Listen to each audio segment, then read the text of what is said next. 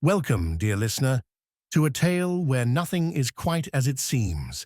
A tale of hidden treasure, magical creatures, and a soldier whose destiny changes with a single spark. The Tinderbox, written by Hans Christian Andersen in 1835, was one of his very first fairy tales. It may begin on a dusty road with a weary soldier. But don't be fooled. This story takes us deep into enchanted woods, royal castles, and even stranger places beyond imagination. What would you do if you were offered a fortune by a mysterious old woman? Would you dare to take it, not knowing what lies beneath the surface? Get cozy, settle in, and let your imagination wander, because this is a tale of courage, cleverness, and the strange magic of a very curious little tinderbox.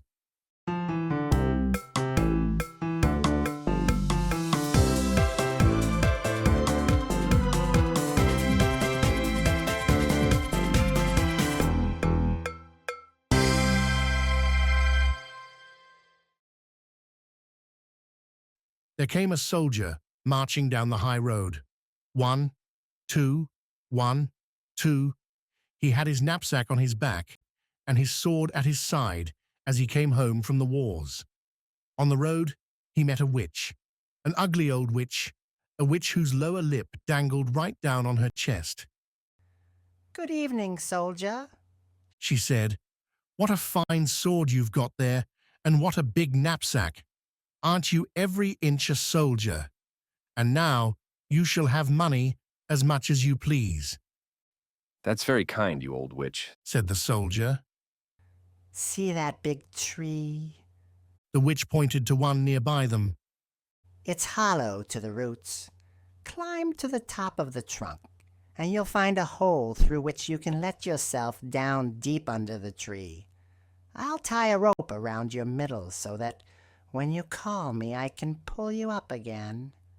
"What would I do deep down under that tree?" The soldier wanted to know. "Fetch money," The witch said. "Listen. When you touch bottom, you'll find yourself in a great hall. It is very bright there because more than 100 lamps are burning. By their light, you will see 3 doors. Each door has a key in it, so you can open them all. If you walk into the first room, you'll see a large chest in the middle of the floor. On it sits a dog, and his eyes are as big as saucers. But don't worry about that. I'll give you my blue checked apron to spread out on the floor. Snatch up that dog and set him on my apron. Then you can open the chest and take out as many pieces of money as you please. They are all copper. But if silver suits you better, then go into the next room. There sits a dog, and his eyes are as big as mill wheels. But don't you care about that. Set the dog on my apron while you line your pockets with silver.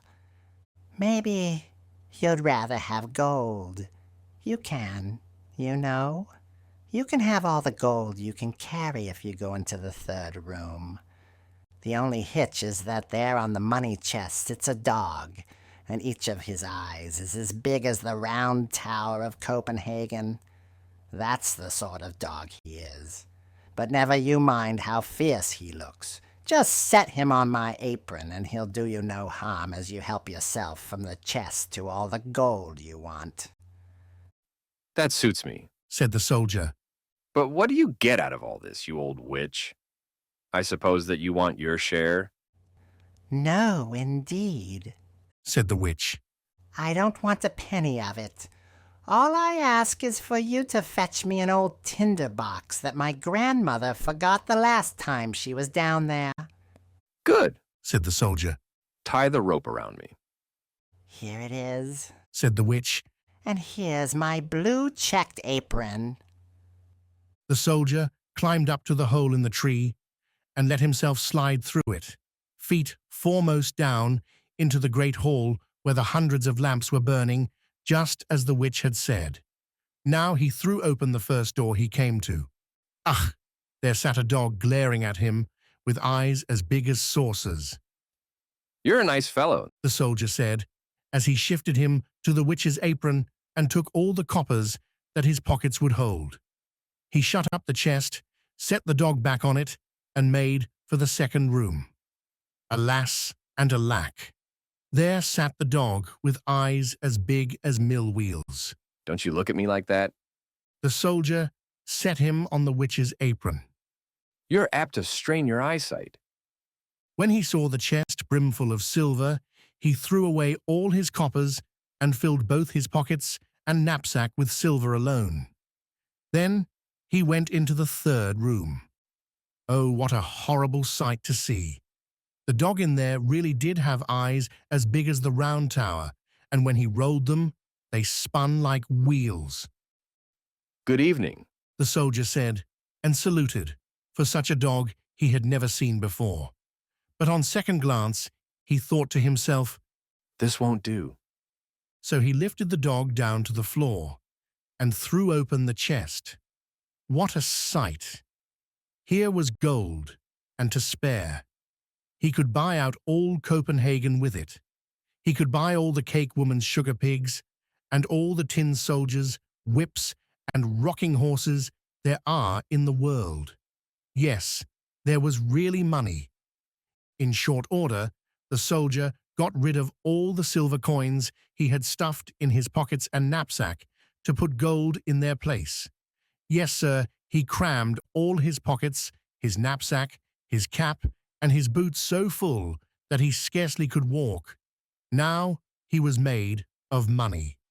Putting the dog back on the chest, he banged out the door and called up through the hollow tree. Pull me up now, you old witch. Have you got the Tinderbox? Asked the witch. Confound the Tinderbox. The soldier shouted, I clean forgot it. quickly paced. When he fetched it, the witch hauled him up. There he stood on the high road again, with his pockets, boots, knapsack, and cap full of gold. What do you want with the Tinderbox? He asked the old witch. None of your business. She told him. You've had your money, so hand over my Tinderbox. Nonsense, Said the soldier. I'll take out my sword and I'll cut your head off, if you don't tell me at once what you want with it. I won't. The witch screamed at him. So he cut her head off. There she lay. But he tied all his money in her apron, slung it over his shoulder, stuck the Tinderbox in his pocket, and struck out for town. It was a splendid town. He took the best rooms at the best inn, and ordered all the good things he liked to eat, for he was a rich man now because he had so much money. The servant who cleaned his boots may have thought them remarkably well worn for a man of such means, but that was before he went shopping. Next morning, he bought boots worthy of him, and the best clothes. Now that he had turned out to be such a fashionable gentleman, people told him all about the splendors of their town, all about their king, and what a pretty princess he had for a daughter. Where can I see her? The soldier inquired. You can't see her at all. Everyone said. She lives in a great copper castle inside all sorts of walls and towers. Only the king can come in or go out of it, for it's been foretold that the princess will marry a common soldier. The king would much rather she didn't. I'd like to see her just the same. The soldier thought. But there was no way to manage it. Now he lived a merry life. He went to the theatre, drove about in the king's garden, and gave away money to poor people. This was to his credit, for he remembered from the old days what it feels like to go without a penny in your pocket. Now that he was wealthy and well-dressed, he had all too many who called him their friend and a genuine gentleman. That pleased him. But he spent money every day without making any, and wound up with only 2 coppers to his name. He had to quit his fine quarters to live in a garret, clean his own boots, and mend them himself with a darning needle. None of his friends came to see him, because there were too many stairs to climb. One evening, when he sat in the dark, without even enough money to buy a candle, he suddenly remembered there was a candle end in the tinderbox that he had picked up when the witch sent him down the hollow tree. He got out the tinderbox, and the moment he struck sparks from the flint of it, his door burst open, and there stood a dog from down under the tree. It was the one with eyes as big as saucers. "What Said the dog. is my lord's command?" What's this? Said the soldier. Have I got the sort of tinderbox that will get me whatever I want? Go get me some money. He ordered the dog. Zip! The dog was gone. Zip! He was back again, with a bag full of copper in his mouth. Now the soldier knew what a remarkable tinderbox he had. Strike it once, and there was the dog from the chest of copper coins. Strike it twice, and here came the dog who had the silver. 3 times brought the dog who guarded gold. Back went the soldier to his comfortable quarters. Out strode the soldier in fashionable clothes. Immediately his friends knew him again, because they liked him so much. Then the thought occurred to him, Isn't it odd that no one ever gets to see the princess? They say she's very pretty, but what's the good of it as long as she stays locked up in that large copper castle with so many towers? Why can't I see her? Where's my tinderbox? he struck a light, and zip came the dog with eyes as big as saucers. It certainly is late, Said the soldier. practically midnight. But I do want a glimpse of the princess, if only for a moment. Out the door went the dog, and before the soldier could believe it, here came the dog with the princess on his back. She was sound asleep, and so pretty that everyone could see she was a princess. The soldier couldn't keep from kissing her, because he was every inch a soldier. Then the dog took the princess home. Next morning, when the king and queen were drinking their tea, the princess told them about the strange dream she'd had all about a dog and a soldier. She'd ridden on the dog's back, and the soldier had kissed her, Now that was a fine story. said the queen. The next night, one of the old ladies of the court was under orders to sit by the princess's bed and see whether this was a dream or something else altogether.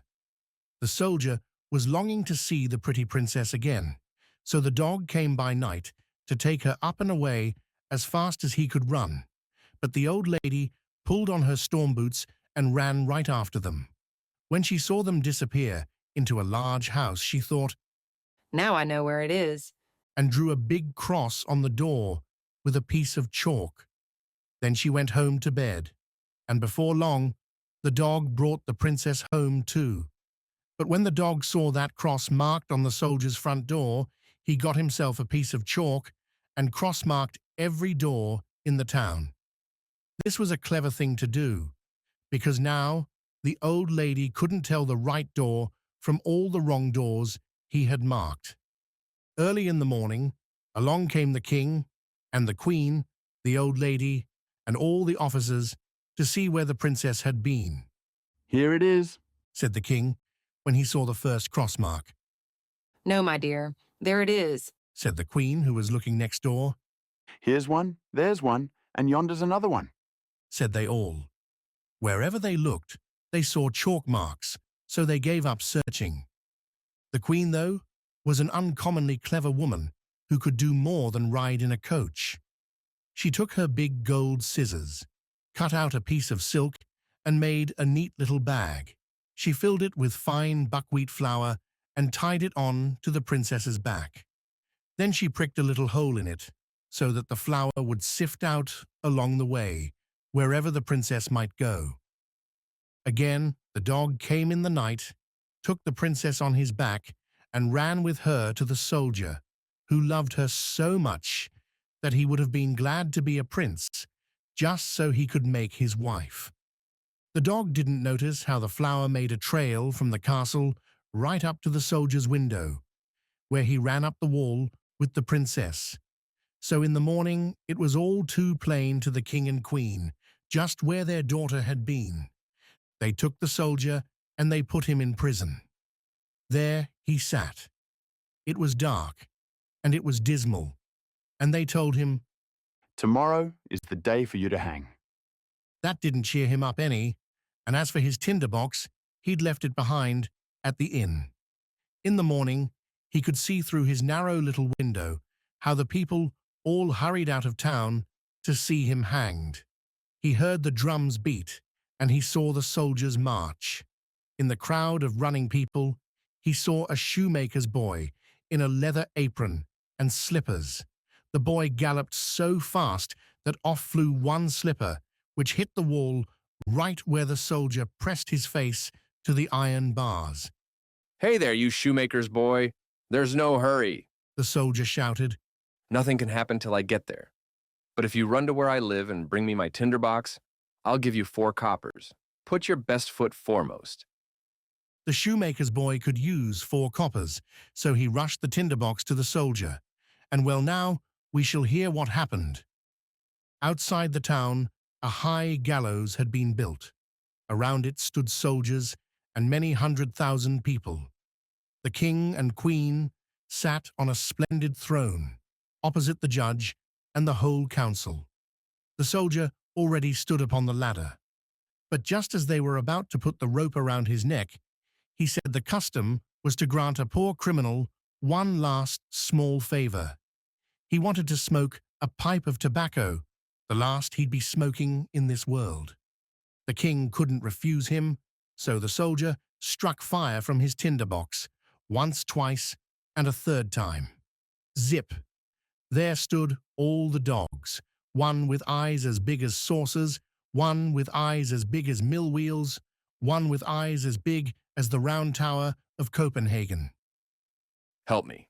Save me from hanging, said the soldier. Those dogs took the judges and all the council, some by the leg and some by the nose, and tossed them so high that they came down broken to bits. Don't, cried the king. But the biggest dog took him and the queen too, and tossed them up after the others. Then the soldiers trembled, and the people shouted, Soldier, be our king and marry the pretty princess. So they put the soldier in the king's carriage. All 3 of his dogs danced in front of it and shouted, Hurrah!